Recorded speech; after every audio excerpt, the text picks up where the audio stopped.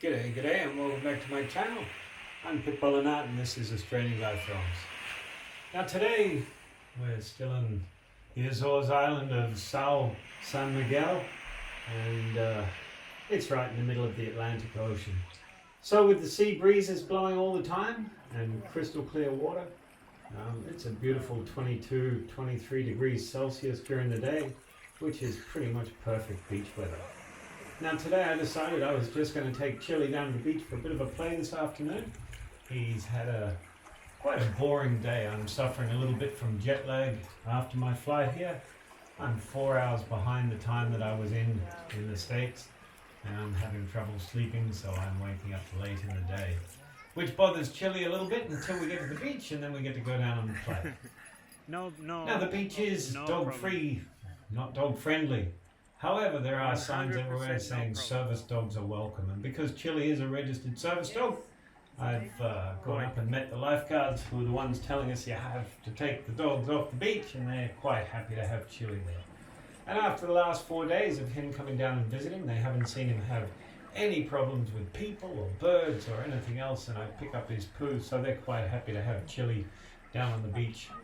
And I must say, all the people are quite happy to have him down there too. Now, San Miguel Island is a volcanic island, and there are hot springs everywhere. There's also cold springs everywhere. There's water flowing all over the island. And this little spot down here near where we're staying is Chile's favorite little spot. For some reason, he just comes down and lays in the river and then lets all the little kids come up and have a bit of a play with him, which is one of the most amazing things about Chile. Is he's just such a calm creature. Almost nothing bothers him at all unless you stand on the hair.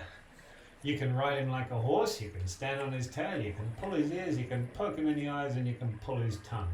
I wouldn't recommend it because it's probably not much fun for him, but I gotta say, there was a couple of kids around when he was growing up, and I wouldn't say they tortured him, but they taught him that all of these kinds of things are not really threatening. Thanks, Zane. Big up for you. You've trained him to be absolutely bulletproof. Now, a lot of people here are a little bit nervous about dogs, which is quite understandable. Some people have bad experiences with dogs, but like this little fella here with his parents, they've seen that Chile is a really calm, cool and collected guy, and so they're quite happy to have their little boy come over and play with a dog that to this kid must be an enormously huge creature. But it turns out the little kids aren't really scared of Chile. He's so calm and so relaxed that he just sits there and lets them have a bit of a play. And in 13 years, I've never seen Chile have any kind of an issue with anybody coming up to touch him or play with him or pet him.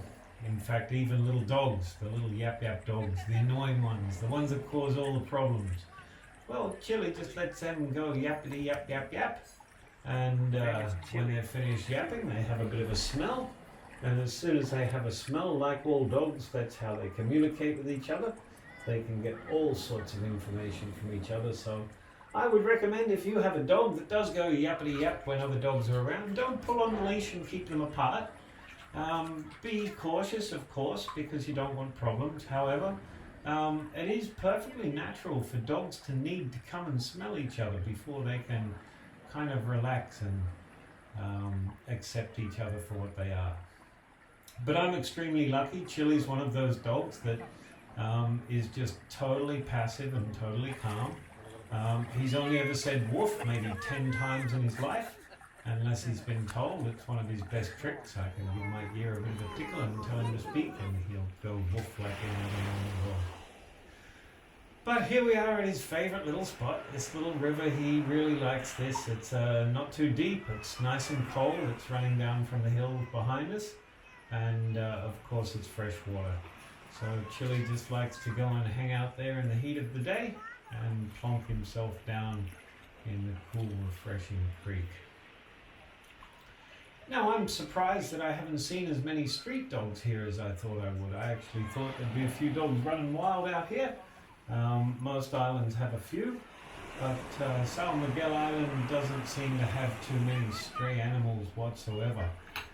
The people are very friendly, They all love Chile, and I gotta say, traveling with Chile, this is the first time I've taken him on a flight internationally so that he can travel. I've had him in Mexico on my boat, and I've taken him all around the States, but this is the first time we've been in a place where we don't intend to go backwards, we only intend to go forwards. Now our trip has been extended here. My hosts from the hotel have gone away for a couple of weeks, and before they left they gave me an amazing discount on my room. It's only costing me €20 a night to stay in a little cottage that's only 2 minutes walk from the beach, and a beautiful little village. There's a cafe and a restaurant, and it's just spectacular. Almost everybody knows Chile by name now, which is usual. Not very many people know my name, but I'm not running around saying I'm me.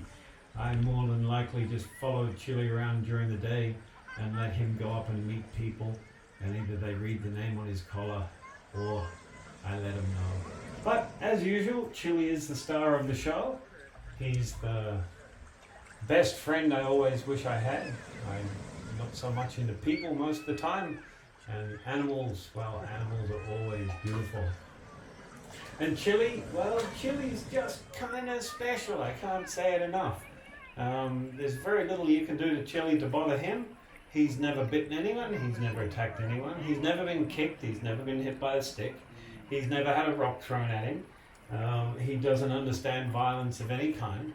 And he won't actually bark unless you tell him to, because he's a big dog. He understands it probably scares people, so he doesn't like to do it so much.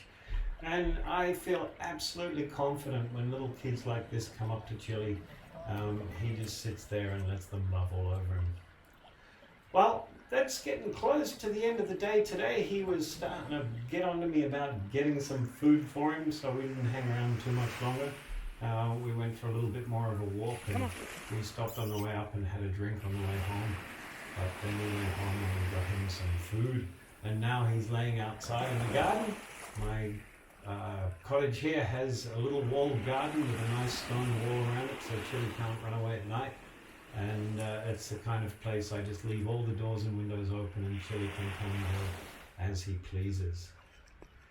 Then just before we left the beach, we found this other little river with this lagoon that didn't have a whole bunch of kids, and Chile hadn't actually had enough, so he plonked himself down and had a little bit of a extra bathe. Well, anyway, that's about the end of this video, so if you liked it, please subscribe.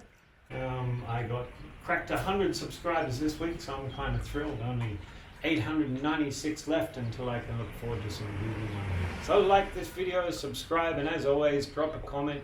Comments for me are conversation starters, and I like having conversations with Chile's fans.